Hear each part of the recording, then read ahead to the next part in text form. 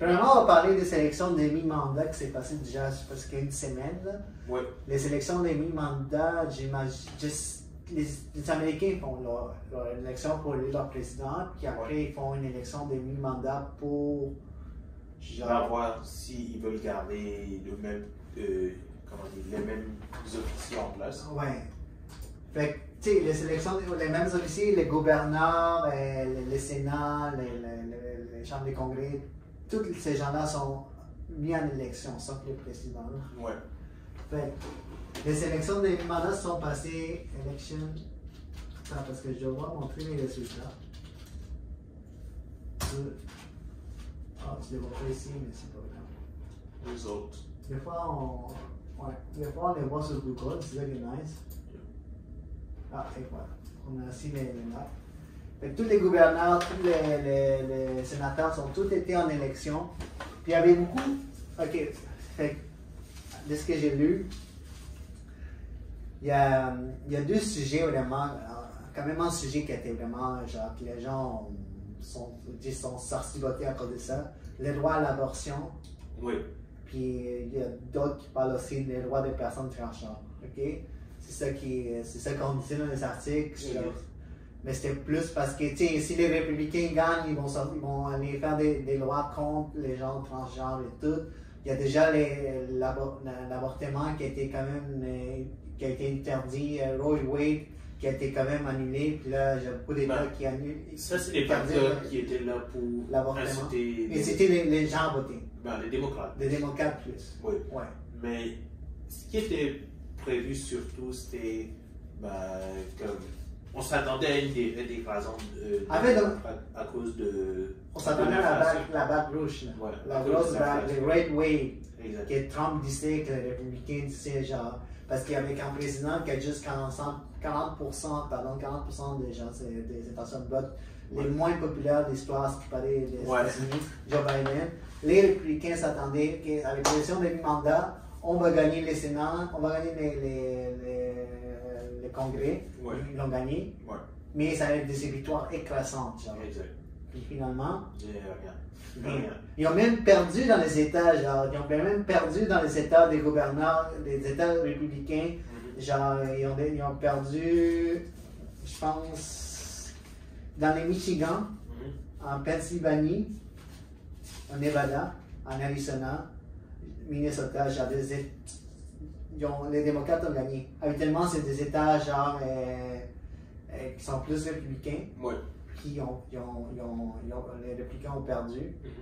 Mais en même temps, il y a quand même des victoires écrasantes, genre surtout en Floride, Ron DeSantis, qui a vraiment gagné. Parce que la Floride était considérée depuis longtemps comme un État, genre plus, un État, comment tu dis ça, un État. Swing state. Swing state, ouais. Un État qui peut aller soit en partie ou à l'autre. Ok, la Floride.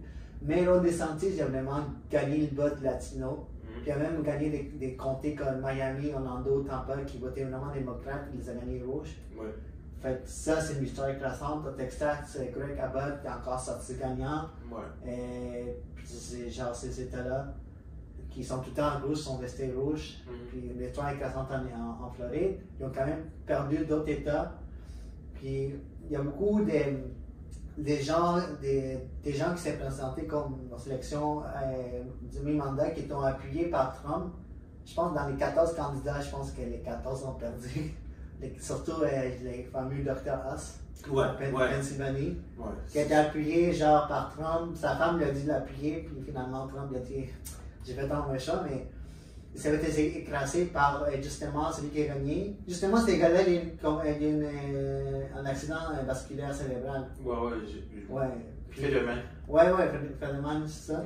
Puis les gens disaient qu'il ne pouvait même pas parler, puis il a gagné pareil.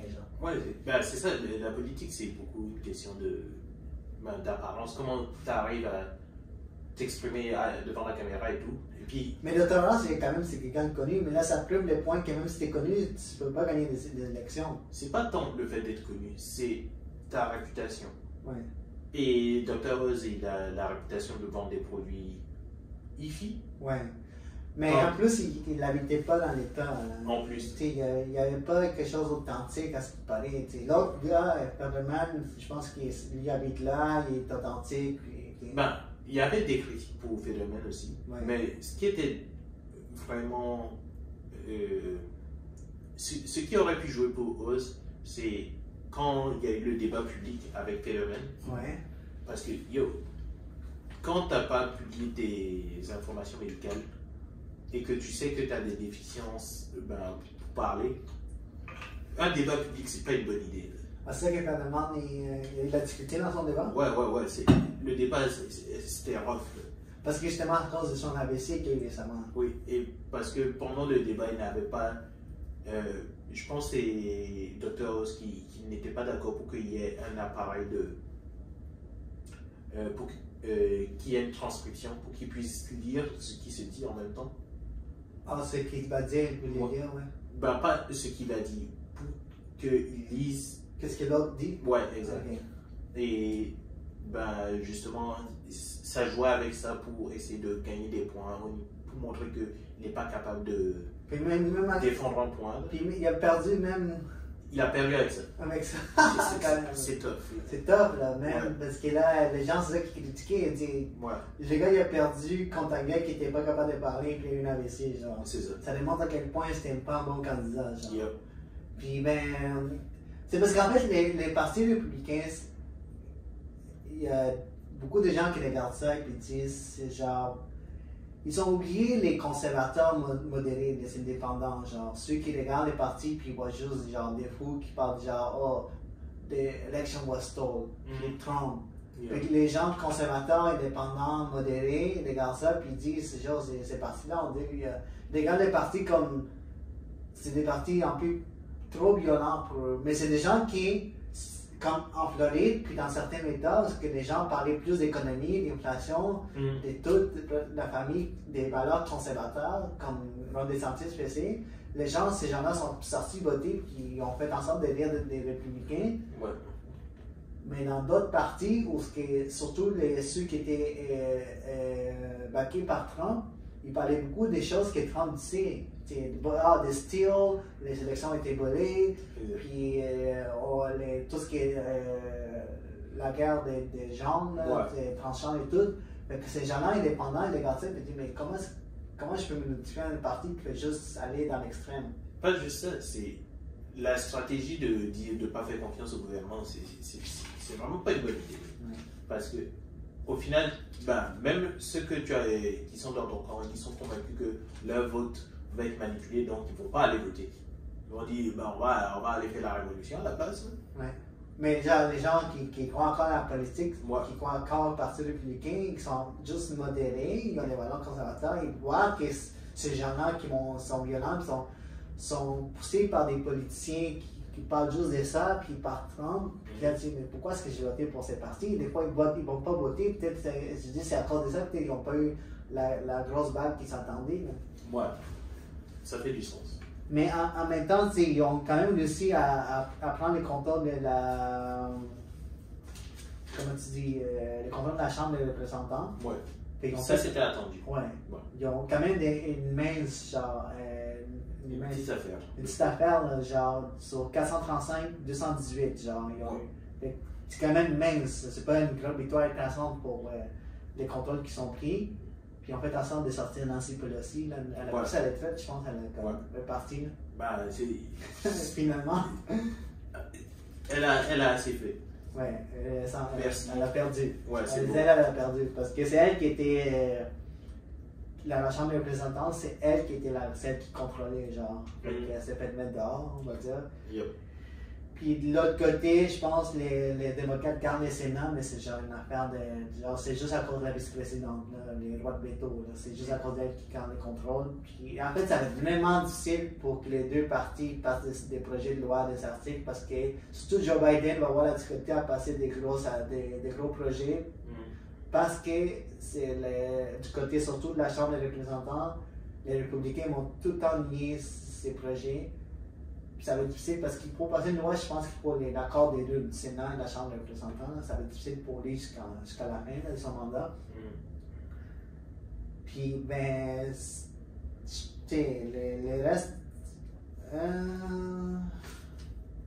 Mais en fait, beaucoup parlent d'une troisième défaite de Donald Trump, parce qu'il a été battu dans les élections de mi-mandat en 2018, en 2020, maintenant en 2022, parce qu'il y a eu beaucoup de son poids politique pour ces élections de mi-mandat.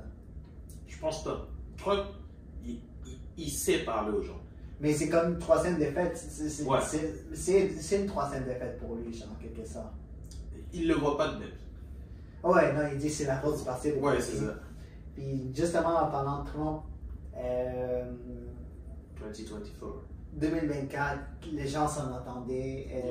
En fait, parce qu'en Géorgie, encore dans l'État de Géorgie, c'est pas encore clair qui a gagné, fait qu'il va y avoir une élection le 6 décembre. Les gens savaient que Donald Trump allait annoncer sa candidature, puis il dit, mais on veut que tu t'attendes après le 6 décembre, parce que si tu annonces ta candidature, ça se peut qu'on perd la Géorgie. Ouais. Puis il a dit, non, moi je vais le faire maintenant. Il a annoncé, j'ai écouté son discours, un long discours de 1 heure, beaucoup considérant le discours comme il n'y avait pas beaucoup d'énergie, low énergie. Ok. C'est ce qu'il fallait. Même Fox News, c'est même pas difficile le discours complet, il a coupé les gens. Ok. Est-ce que tu écoutes souvent les discours politiques, toi, ou pas trop? Non, mais c'est ça. Premièrement, il n'était pas dans son événement jusqu'avec ses militants. C'était genre plus chez lui à Mar-a-Lago. Ouais, tranquille avec des gens comme son entourage et tout. Fait que c'est un discours, il s'est centré vraiment à critiquer Biden. Et genre, il disait l'économie, les crimes, la crise à la frontière, tout ce qui se passe à la frontière américaine, l'économie, tout ça, tout ce qui est énergie. Il y a beaucoup de critiques face au gouvernement de Biden. Puis là, il faisait beaucoup d'éloges par rapport à ce qu'il a fait avant. C'était quand même pas un discours. Quand il fait avec ses militants, c'était genre, il donne beaucoup d'énergie. Mais là, c'est plus formel. Les gens considéraient ça, beaucoup des journalistes considéraient ça comme un peu low énergie. Ouais. Mais tu parlais par rapport au discours, c'est sont tout le temps comme ça, Charles? Non, mais c'est difficile de faire un bon discours politique. Je te dirais, j'en connais peut-être 3.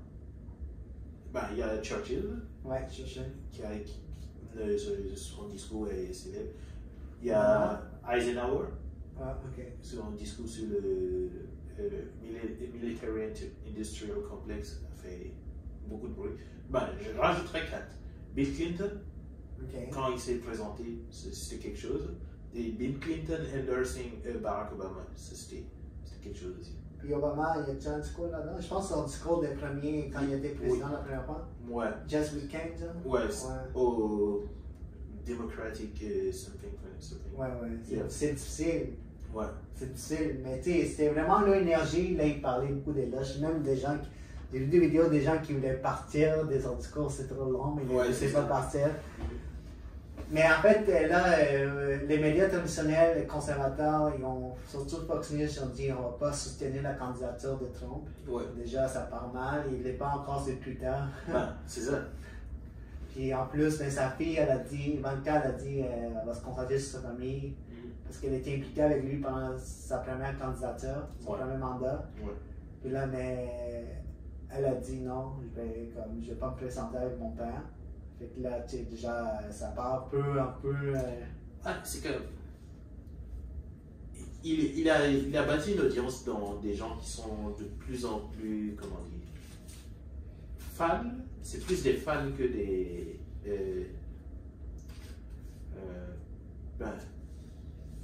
C'est pas des gens qui vont juste observer Trump et puis se dire, ouais, lui.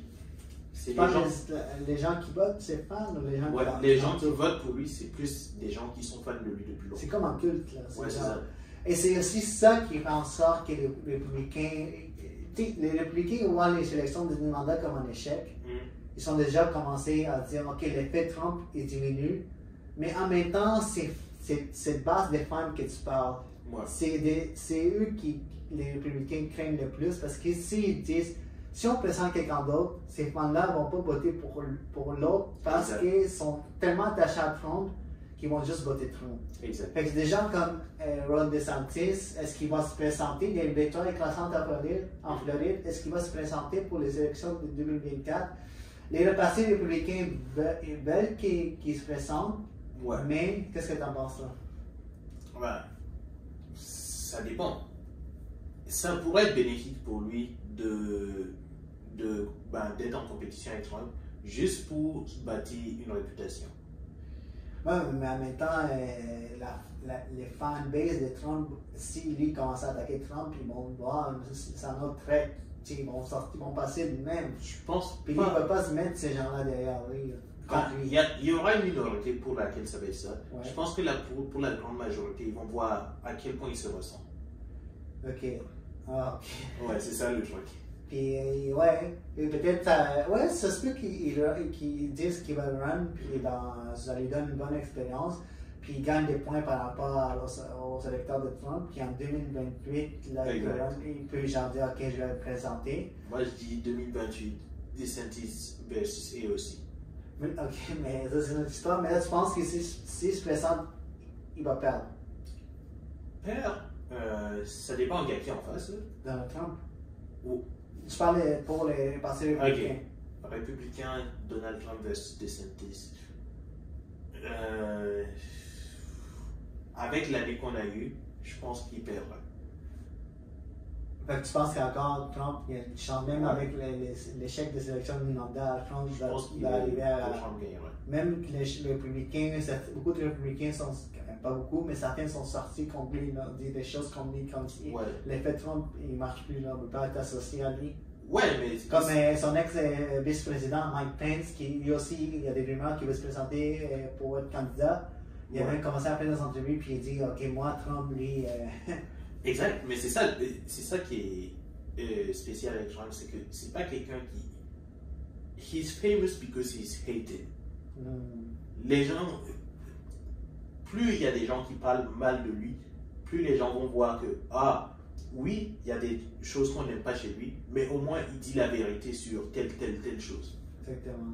Est-ce que tu penses, parce que l'histoire comme se répète, mais maintenant avec son propre parti, avant c'était genre les démocrates, les ennemis, là tu vois, est-ce que tu penses que maintenant Trump va tourner son attention sur le même parti républicain et dire, Ron DeSantis, le gars, là, comment il s'appelle, c'est celui qui avec les lunettes, là, Mitch quelque chose là.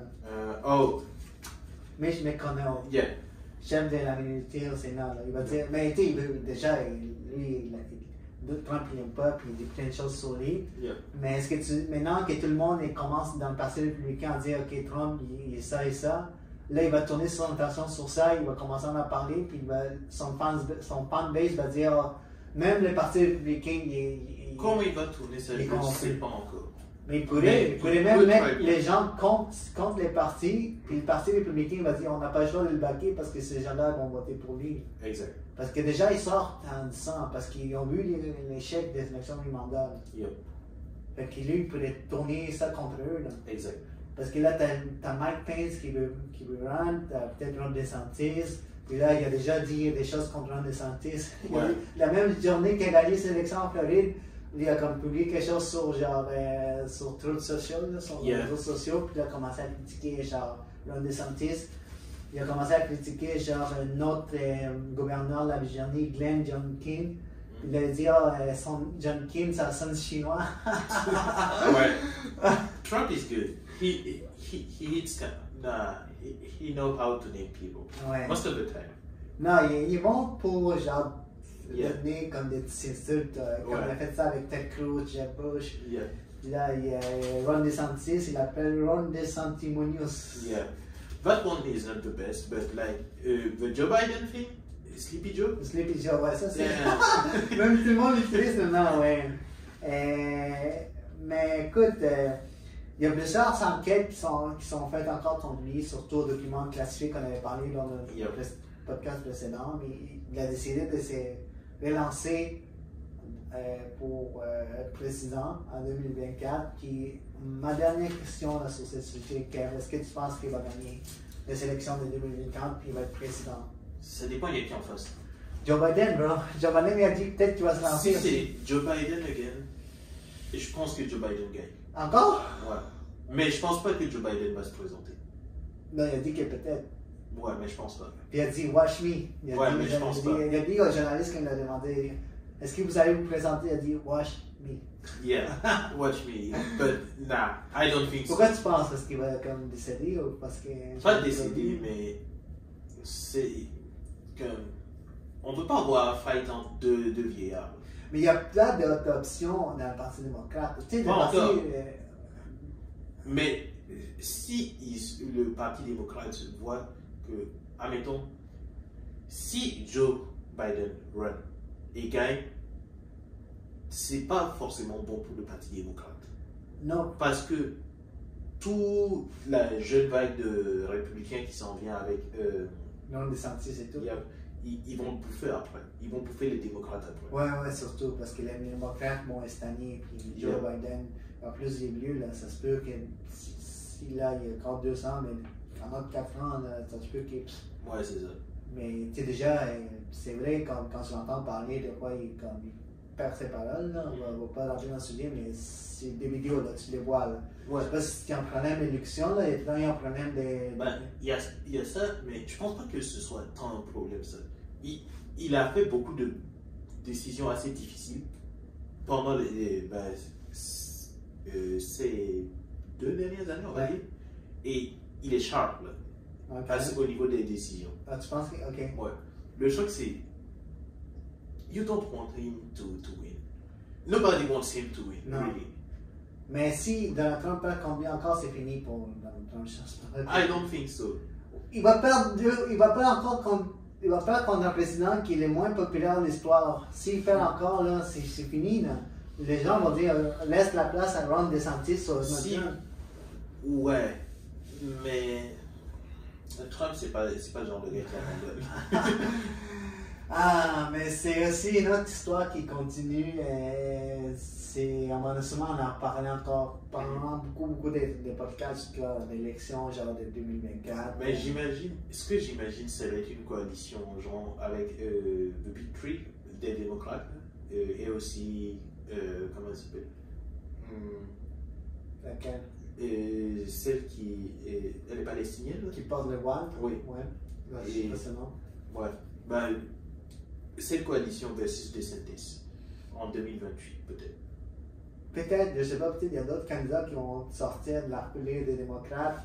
En termes de momentum, ça ferait du sens. On verra, mais tu sais, ouais, on va voir qui va se donner, mais genre, sinon en 2024, ça se fait que ce soit un rematch Joe Biden, Trump. Il y a de bonnes chances que ça. Je pense que les démocrates sont assez malins pour se dire, yo, we don't want that. We don't want. On verra qu'est-ce qui va se passer.